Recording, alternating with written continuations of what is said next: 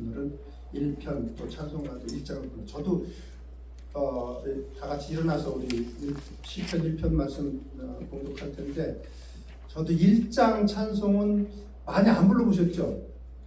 네? 저도 1장 찬송은 평생 많이 안 불러본 것 같아요. 목회하면서도 많이 안 불러본 것 같아요.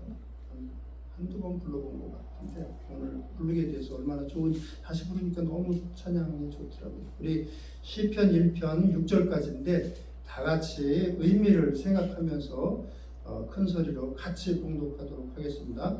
복이 있는 사람은 악인들의 꾀를 따르지 아니하며 죄인들의 길에 서지 아니하며 오만한 자들의 자리에 앉지 아니하고 오직 여호와의 율법을 즐거워하여 그의 율법을 주야로 묵상하는도다. 그는 시냇가에 심은 나무가 철을 따라 열매를 맺으며 그 잎사귀가 마르지 아니함 같으니 그가 하는 모든 일이 다 형통하리로다. 악인들은 그렇지 아니하며 오직 바람에 나는 겨와 같도다. 그러므로 악인들은 심판을 견디지 못하며 죄인들이 의인들의 모임에 들지 못하리로다. 무릇 의인들의 길은 여호와께서 인정하시나 악인들의 길은 망하리로다. 아멘. 자리에 앉으시고, 오늘 말씀은 복 있는 사람 제목을 그렇게 정했습니다. 한국에 있는 유명한 목사, 여러분도 아시니까 장경동 목사님이라는 분이 있죠. 그분이 참 재치 있게 잘 이렇게 어떤 위트와 유머 감각을 하나님이 주셨어요. 그래서 저도 한때는 저런 유머 감각은 참 선물은 선물이다. 저는 그렇게 못했기 때문에, 그래서 참 하나님께서 좋은 은사를 주셨다 이런 느낌을 받았는데, 그분이 항상 네 박자로 뭔가를 이렇게 나누지 않아요? 여러분 설교 들어보신 분들은 아는데, 뭐든지 하여튼 그분은 인생은 네 박자다 그러면서 네 박자로 나눠요. 그래서 제가 한번 이렇게 네 박자로 분류를 해봤습니다. 믿음이 없는 사람이 두 종류가 있고, 믿음이 있는 사람이 두 종류가 있어요. 이렇게 한번. 자, 믿음이 없는 사람 중에는 세상적인 복을 받은 사람들이 있습니다. 그렇죠? 믿음은 없는데 세상에 여러 가지 복을 받은 사람들이 있어요. 정치가들도 그럴 수 있고, 부자들도 그럴 수 있고, 건강해서 100세 이상 그냥 끝도 없이 건강하게 사는 사람도 있고, 그런 사람들은 믿음은 없지만 세상적인 복을 받은 사람들이죠. 그렇죠? 근데 믿음도 없는데 세상적인 복도 없는 사람들이 있어요. 고생하고 믿지도 못하고 죽는 사람들도 많습니다. 저 무슬림 국가나 공산주의 국가에서 태어나서 자란 사람들은 대부분 다 그렇죠. 고생하고 제대로 살지도 못하고, 그리고 그냥 믿지도 못하고 죽는 사람들도 있습니다. 또 반면에 믿음은 있어서 천국에는 가는데 세상적인 복이 없는 사람들이 있습니다. 그래서 힘들게 신앙생활도 정말 어렵게 그렇게 신앙생활 하는 사람들이 있습니다. 자식들도 잘 안 되고, 또 남편이나 부인도 잘 화합되지도 못하고 막 힘들게, 또 돈도 없고, 정말 그런 사람들도 있습니다. 또 마지막 한 부류는 믿음도 있는데 세상적으로도 많은 걸 가진 사람들이 있습니다. 솔로몬 같은 사람들. 자, 1, 2, 3, 4로 한번 여러분들 나눠보세요. 뭐가 넘버 4겠어요? 그건 우리가 잘 알죠. 믿음도 없는데 세상 복도 지질이 못 받았어요. 자, 우리 북한에 있는 사람들, 이런 사람 대부분 정말 가난해서 요즘에 또 더더욱 먹지를 못한다고. 아니, 왜 그런 곳에 태어나서 복음도 못 듣고 믿음도 없고, 또 거기다가 가난해서 자식들도 막 그냥 굶어 죽기도 하고. 넘버 4가 그렇겠죠. 거기까지 우리가 잘 알죠. 넘버 3는 믿음은 없지만 세상적인 복을 누리는 사람들이 있습니다. 부자들, 믿지는 않는데 아주 부유한 사람들, 또 건강한 사람들, 세상적인 명예를 가진 사람들, 물론 명예를 가지면 뭐 이것저것 따라오기는 하지만 우리는 믿는 사람들이니까 이제 3, 4번이 뭔지는 알아요, 정확하게. 그렇죠? 1, 2가 이제 문제예요. 1, 2가. 많은 사람들이 예수님을 믿고 이제 신앙생활을 할 때 그래도 좀 돈이 좀 넉넉했으면, 또 자식들이 좀 다 건강했으면, 또 세상에서 그래도 인정받는 자리에 좀 서 있으면, 그렇게 원해서 그거를 넘버 원으로 생각하는 경우들이 있습니다. 믿음도 있고 그래서 천국도 가는데 세상에서도 뭔가 가진 것도 많고 건강하고 자식들도 잘 되고 막 그런, 어때요 여러분? 그게 나을까요? 아니면 믿음은 있어서 천국은 가는데 세상에서 좀 남들보다 뭔가 못해요, 가난하든지 건강이 좋지 않든지 자식들이 너무 연약해서 힘들든지, 어떨 것 같아요 여러분? 저는 뭐 이렇다 저렇다 일률적으로 말할 수는 없지만 우리 같이 믿는 사람들은 천국의 삶이 영원한 것이고 이 땅의 삶이 순간 지나가는 것이라고 본다면, 이 땅에서 세상적인 복을, 대부분 천국에서 큰 복을 받는 사람들, 영원한 큰 복을 받는 사람들은 이 땅에서 그렇게, 이 땅의 복은 그렇게 받지는 못하고 살아갑니다. 그래서 우리가 가치관을 신앙생활하면은 바뀌어져야 돼요. 말씀 위주로, 말씀을 중심으로 살고 예수 그리스도 중심으로 살다 보면, 처음에는 믿음이 연약할 땐 당연히 세상적인 가치관이 남아있기 때문에 믿음도 좋고 세상적인 복도 좀 있었으면, 돈도 좀 펑펑 쓰고 돌아다녔으면, 제 아내처럼 휴가 때는 어디 놀러도 가고 그래도 가고 싶은데 아주 그랬으면 막 그런 게 있단 말이에요. 근데 그걸 못 하잖아요 우리는. 근데 가만히 성경을 보세요 여러분. 보시면 구약 시대에 가장 많은 복을 받은 사람들이 누구겠어요? 선지자들이죠. 하나님의 말씀을 배워나서. 어떤 사람은 야 너 벌거벗고 다녀. 3년 동안 막 이사야 같은 선지자는 벌거벗고 다니기도 하고 움막에서 살기도 하고 혼자 살기도 하고. 구약시대 선지자들 보면 다 그 모양이에요. 세상적인 복이라는 복은 어디 갔다 저기 장롱에다 놓아놨는지 못 누리고 산단 말이에요. 신약시대 예수님의 제자들 어떤 삶을 살았어요? 다 순교했습니다. 이른 나이에 죽었습니다. 세상적인 복이 있어요? 초대교회 성도들 다 이리저리 유리하면서 방황하며 지냈다고 되어 있습니다. 훌륭한 성도들일수록 오래 살지는 못했어요. 전체적으로 볼 때. 그러니까 우리가 성경 말씀을 읽으면서 신앙생활하면서 뭔가 가치관이 바뀌어야 돼요. 우리나라가 지금 왜 기독교가 쇠퇴하고 있는가 하면 잘못된 가치관이 있어서. 이게 하나님 안에서 말씀대로 살다 보면 세상적인 거는 충족되지를 못하는구나. 그렇지만 그래도 내가 감사해야지. 내가 비록 세상적으로 그렇게 큰 부자가 아닐지라도, 돈이 넉넉하지 않을지라도, 자식이 잘 되지 못했을지라도, 그렇더라도 내가 이 가운데 신앙생활을 잘하고 예수 그리스도를 잘 섬기고 주님과 교제하면서 살아가면, 그러면 그게 하나님 앞에서 가장 아름다운 삶이고 가치가 있는 삶이구나. 우리 가치관이 바뀌어야 돼요.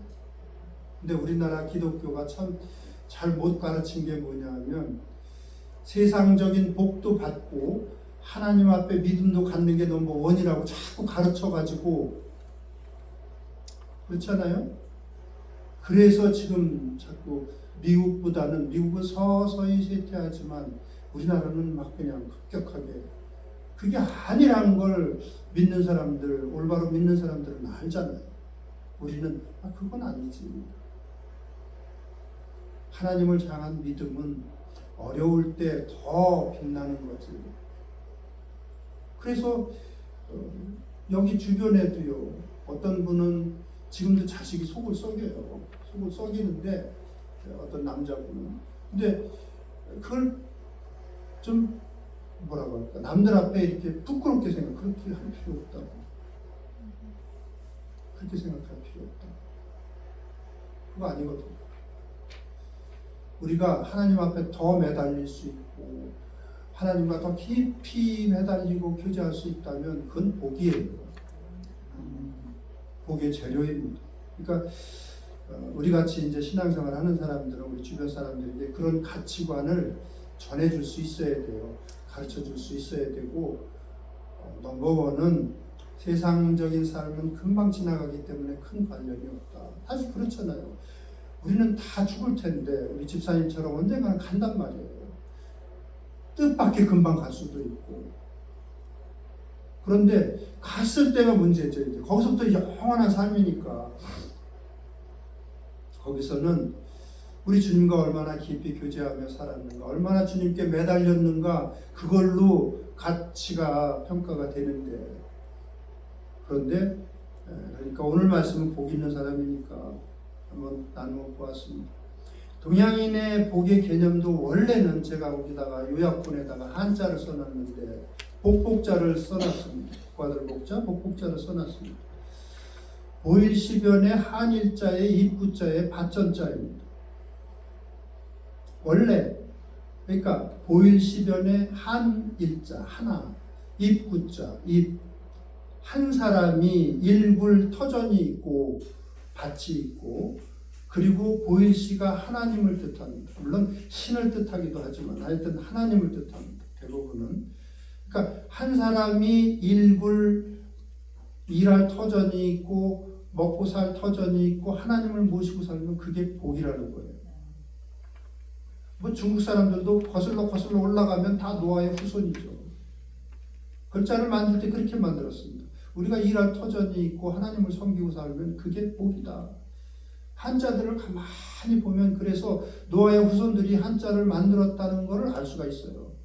대표적인 게 큰 배 선자거든요. 거기다 제가 뒤에다 써놨는데, 배 주변에 8팔자에다 입구자예요. 8명이 타는 배가 큰 배라고, 큰 배 선자입니다. 8명이 탄 배가 뭐예요? 노아 부부하고 아들 셋 부부 8명이 탄 배가 노아의 방주가 큰 배 아니에요. 그러니까 중국의 고대 선조들은 노아의 후손이라는 걸 알 수가 있습니다. 큰 배는 8명이 타는 배가 뭐가 큰 배겠어? 쪽배도 8명이 탈 수가 있는데, 근데 노아의 방주가 8명이 탔었기 때문에 큰 배라고 하는 거고, 오를 의자도 마찬가지입니다. 양을 죽여서 바쳐야만이, 구약시대에는 그렇죠. 양양자 밑에 나자가 양을 하나님께 드려야지만이 내 죄가 깨끗해진다고, 오를 의자입니다. 옳게 된다고. 그러니까 중국의 고대 사람들도 하나님을 믿었다는 이야기죠. 세월이 흐르다 보니까 저렇게 나라가 공산주의화되고 하나님을 배신하고 용을 숭상하는 나라가 됐지만, 하여튼 동양인의 복의 개념도 원래는 하나님을 모시고 사는 삶이 복된 삶이라고 알고 있었습니다.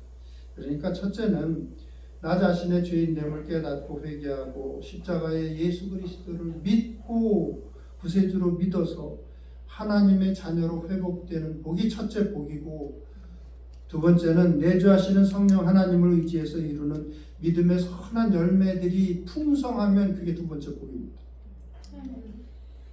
우리는 변화 받아야 돼요. 제가 받아야 된다고 말씀드리는 것은 우리 의지로는 되는 게 아니에요. 하나님, 제가 성격이 굉장히 급한데 도와주세요. 제가 좀 성질이 있는데 좀 도와주세요. 인격의 변화가 이루어져야 되죠.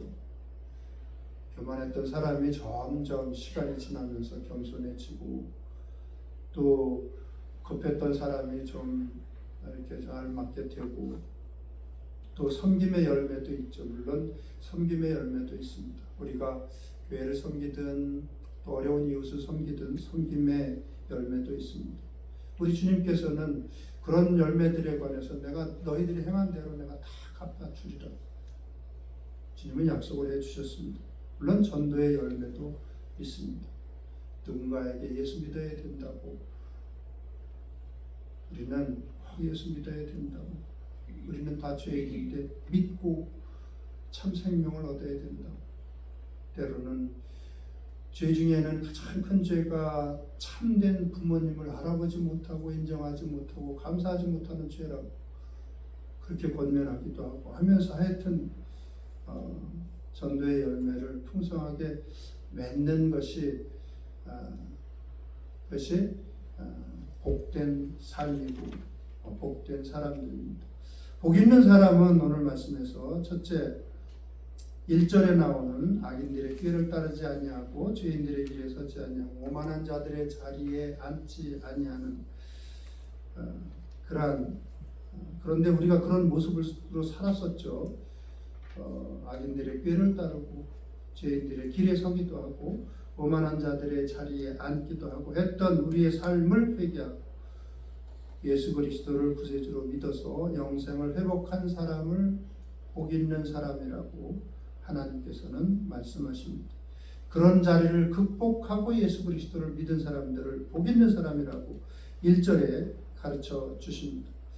한번 죽는 것은 사람에게 정해진 것이고 그 후에는 하나님의 심판이 있다고 말씀은 우리에게 분명히 말씀해 주시고 있습니다. 그러니까 심판에서 벗어난 사람들, 하나님의 은혜 가운데 거하게 된 사람들이 첫째 복 있는 사람들입니다. 악인들의 꾀, 죄인들의 길, 오만한 자들의 자리. 악인들은 뭐예요? 하나님이 없다고 주장을 합니다. 무슨 하나님이 있냐고. 시편 14편 1절에 어리석은 자는 그 마음에 이르기를 하나님이 없다 하는도다. 그렇게 말씀은 가르쳐주고 있습니다. 그들은 부패하고 그 행실이 심히 가증해서 선을 행하는 자가 없다고 말씀은 가르쳐주고 있습니다. 지금도 이 악인들의 꾀는 여전히 세상을 향해서 외치고 있습니다. 하나님이 어디 있냐? 죽으면 끝이다. 뭐가 최고라고 그래요? 돈이 최고라고 그러고 건강이 최고라고 계속해서 외치고 있습니다. 세상적인 가치관이에요. 그게 최고라고. 우리도 가끔 그런가? 그런 생각을 믿는 사람들도 하는데 죽으면 끝이지 무슨 하나님의 심판입니다. 악인들의 꾀, 죄인들의 길도 마찬가지입니다. 사단의 길이기도 하고 사단은 거짓의 아비라고 했습니다. 지금도 세상에서는 계속해서 하나님은 없다라고 외치고 있습니다. 2절에 보면 오직 여호와의 율법을 즐거워하여 그 율법을 주야로 묵상하는 듯. 2절 말씀, 하나님의 말씀을 가까이 하다가 순종해서 아름다운 믿음의 열매를 맺는 거죠. 3절에 그래서 열매에 관해서 말씀해 주시고 있습니다. 시편 73편 28절에 보면 하나님께 가까이 함이 내게 복이라고 이렇게 고백하죠. 내가 주 여호와를 나의 피난처로 삼아 주의 모든 행적을 전파하리라고 고백하고 있습니다. 여호와를 자기 하나님으로 삼는 백성은 복이 있도다. 또 시편 16편에는 주는 나의 주시오니 주밖에는 나의 복이 없다 하였나이다. 구약 시대는 그렇지만 지금은 이제 주 예수 그리스도를 주로 믿는 자녀들이 복 있는 사람이라고 가르쳐주고 있습니다. 두 번째는 하나님의 말씀을 항상 묵상하며 살아계신 하나님과 동행하며 믿음의 열매를 맺는 사람이 복 있는 사람이라고 2절 3절에 말씀해 주시고 있습니다. 시냇가에 심겨진 나무가 다른 나무와 차이는 뭐겠어요?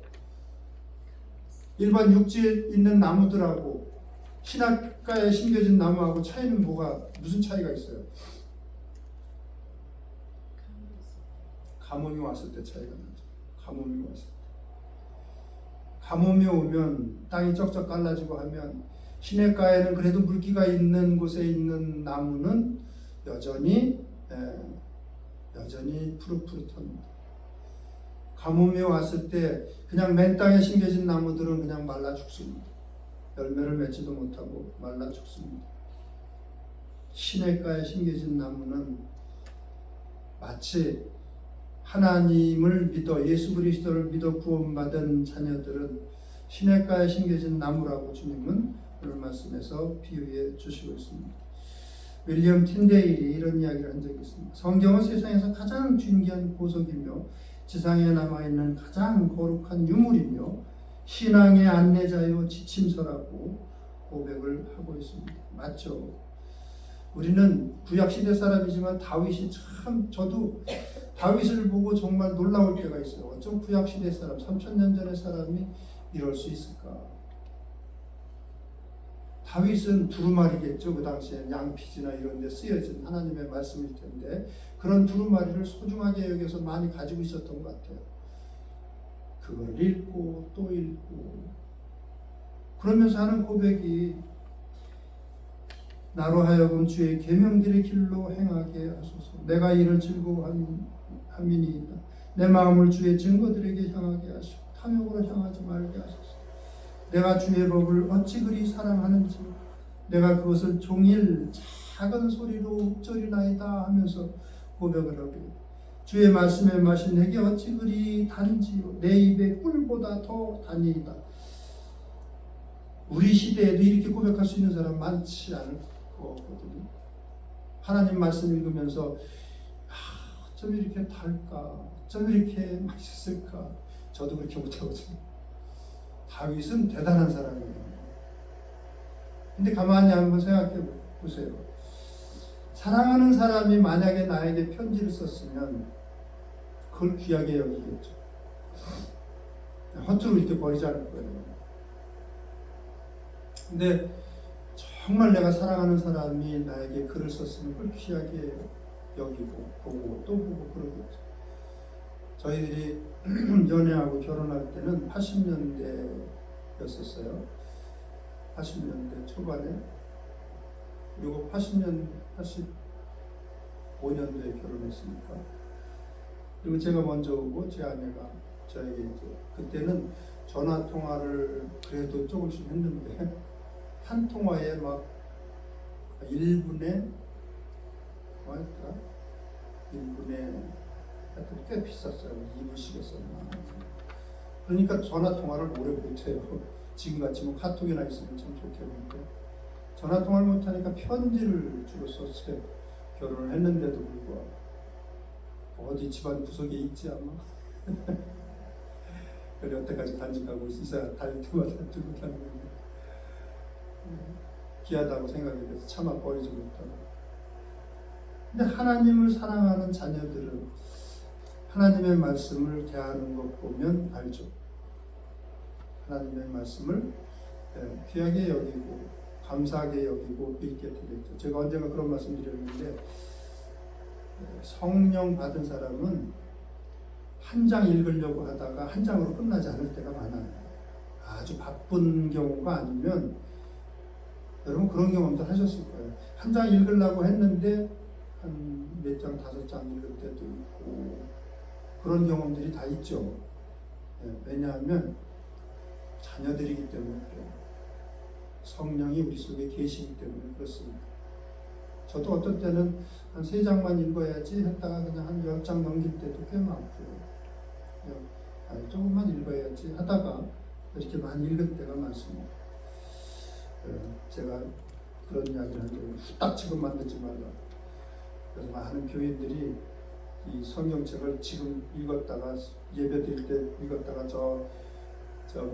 집에 들어갈 때 트렁크에다 집어넣다가 일주일 후에 주인 나올 때 그걸 꺼내가지고 먼지가 앉았을 거 아니에요. 일주일 동안. 그러니까 훅 불어가지고 탁 치고 손자로 온다고 후딱책이라고 그러는데 그렇게 만들지 말라고 평상시에 귀하게. 사실 하나님이 우리에게 말씀하신 내용을 그 수천 년 전에 기록해서 우리에게 이렇게 남겨주셨다는 것은 굉장히 큰 은혜고 선물이죠.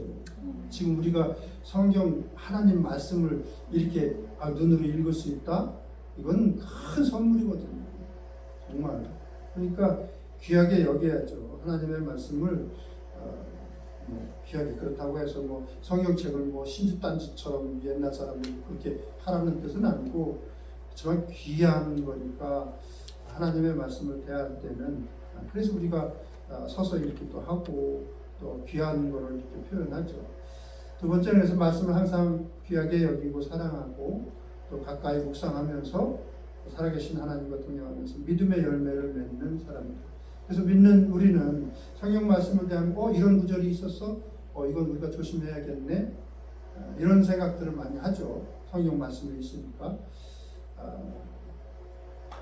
거기다 받는 복 두 가지는 시냇가에 심겨진 나무처럼 열매를 맺는다. 다 거듭거듭 말씀드리지만 성품의 열매를 맺고 섬김의 열매를 맺고 전도의 열매를 맺고 모든 일에 주님께서는 형통하리라고 약속해 주십니다. 하나님이 형통하신다는 것은 우리 뜻대로 다 된다는 뜻이 아니에요. 결코.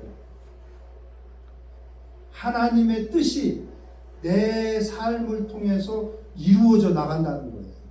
그게 형통의 뜻이에요. 성경적인 형통은 형통하리라 그러면 하나님의 뜻이, 그거는 내 삶의 고난으로 올 수도 있어요. 요셉이 감옥에 억울하게 갇혀 있을 때 하나님은 말씀해 보면 저가 형통하였더라 이렇게 되어 있거든요. 아니 감옥에 갔는데 뭐가 형통이에요 우리가 볼 때는. 근데 그게 아니고 하나님께서 형통하리라는 말씀은 이제 하나님께서 감옥에 있다가 총리가 돼서 형제들도 구원하고 많은 사람들을 구원하게 될 텐데 지금 하나님의 뜻대로 지금 요셉이 걸어가고 있다는 거예요. 그 가운데. 그러니까 형통한다고 해서 우리가 우리 삶이 활짝 세상적으로 피거나 아까 말씀드렸던 것처럼 부자가 된다든지 건강을 되찾는다 그런 거 아니에요. 형통은 하나님의 뜻이 내 삶 가운데 이루어지고 있다는 거예요. 계속. 아멘. 그게 형통이에요. 세상적인 고난으로 나타날 수도 있고 그런 거예요. 이걸 잘못 이해하시면 안 되고 그리고 시편 19편 11절에 주의 종이 이것으로 경고를 받고 하나님 말씀으로 경고를 받고 이것을 지킴으로 상이 크니이다. 그래서 여호수아서 1장 8절에 여호수아가 지도자가 된 이후에 제일 먼저 강조했던 게 이 율법책을 내 입에서 떠나지 말게 하면 주야로 그 말씀을 묵상하라고. 그리하면 내 길이 평탄하게 될 것이라. 내가 형통하리라고 약속해 주고 있습니다. 윌리엄 부스가 그런 이야기를 한 적이 있는데 사실 성경의 진수는 성경의 초점은 예수님의 탄생과 죽으심과 부활이죠. 사람이 진실로 행복하게 할 수 있는 곳이 천하에 딱 한 군데 있다고. 그것은 바로 예수님의 십자가 아래라고 이렇게 표현한 적이 있습니다. 말씀을 가까이 하다 보면 예수님의 탄생과 죽으심과 부활이 얼마나 귀한지를 알 수 있게 되죠. 마지막으로는 가장 복이 많은 사람은 마지막 심판을 풍성하게 예비한 사람이 가장 복이 많은 사람입니다. 하나님은 아브라함이 나이 많았을 때 그런 말씀을 하시고 나는 너의 방패요 지극히 큰 상급이라고 말씀을 하시고 나중에 이삭을 주십니다.